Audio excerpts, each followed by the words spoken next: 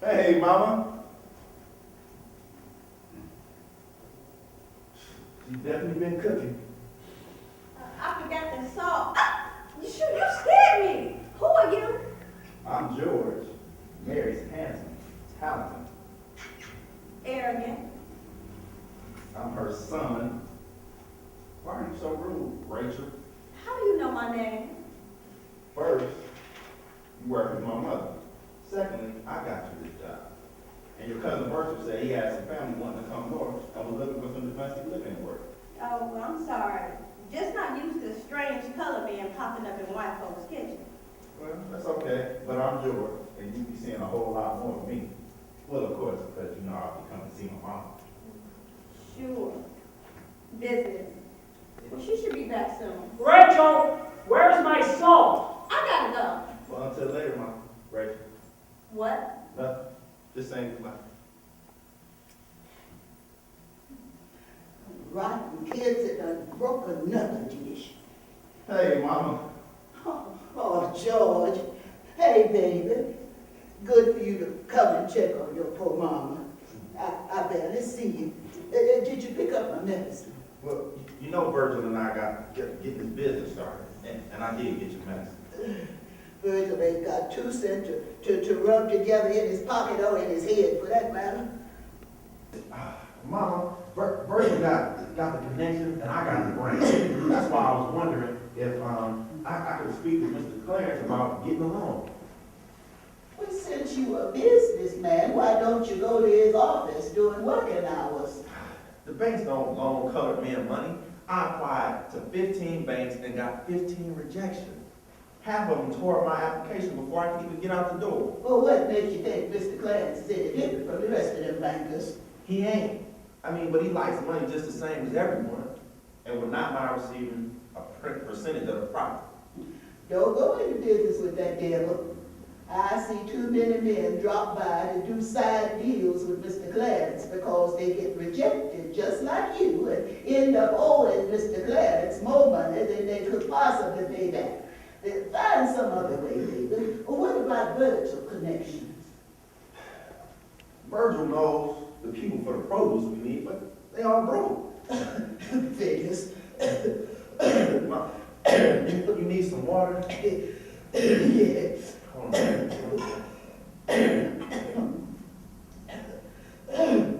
Come on, kid.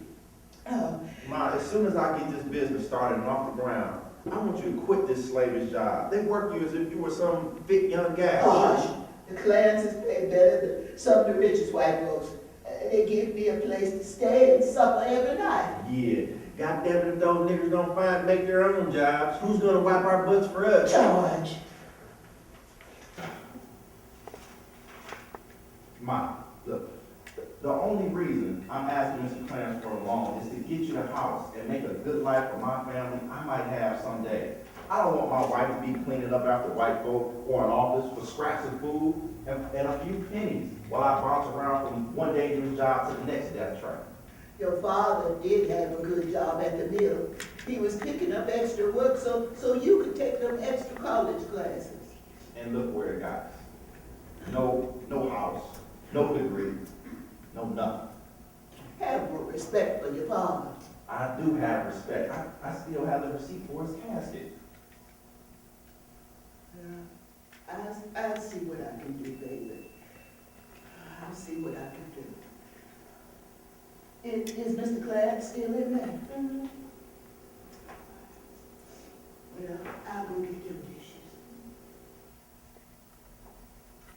So, how did you and Virgil meet?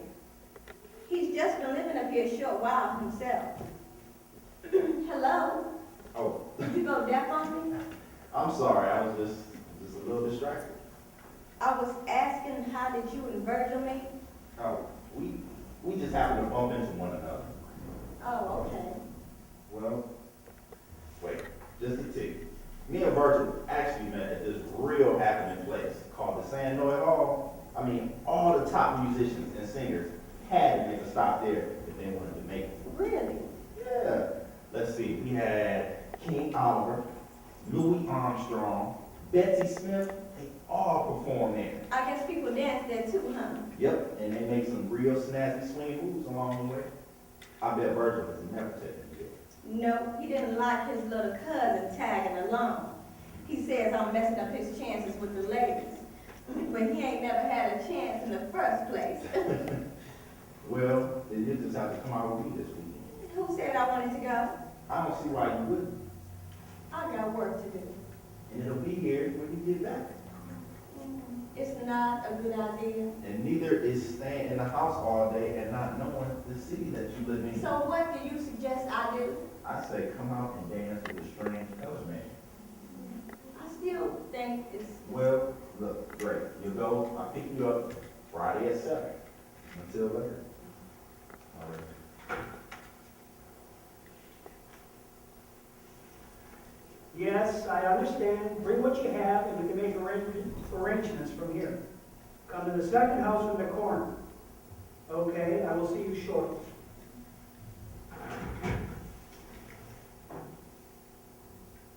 Rachel, thank you for working late. From time to time I have business meetings in the evening. It's no problem, Mr. Clarence. Where should I put the scotch? Right here. There'll be a little bonus at the end of the week for you.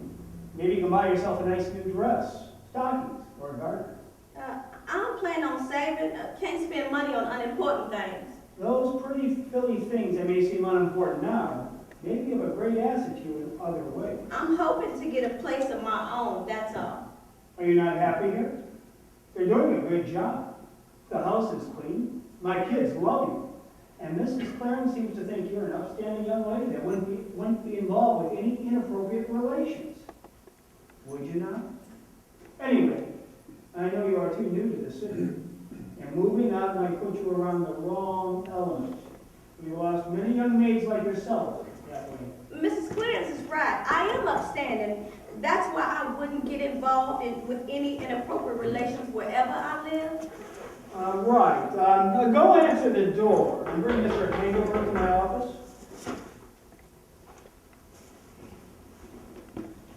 Mr. Hinderberg, may I take your coat? Please do, and take this box, but be very careful. They are my most precious items. They travel with me over the big sea. My, it is a beautiful box. Who made it? Rachel, you can leave now. And put this gentleman's coat in the foyer.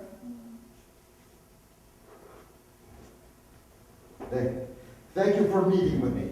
It's been just as tough in America as it is in Russia. But at least here, innocent people are not being slaughtered and kicked out of their homes. Yes, damn socialists.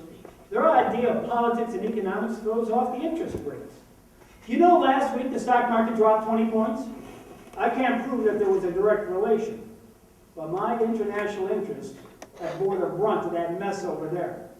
Thank God it's back up. No more scares like that, I hope. People are being murdered. I knew many of them. Interest rates, they're the least of our concern, Mr. Clarence. And yet you come to my house to settle your financial matters. Let's get right to it. My bank does not allow your people to set up accounts. The most I could allow you to do is to cash a check for a very high fee.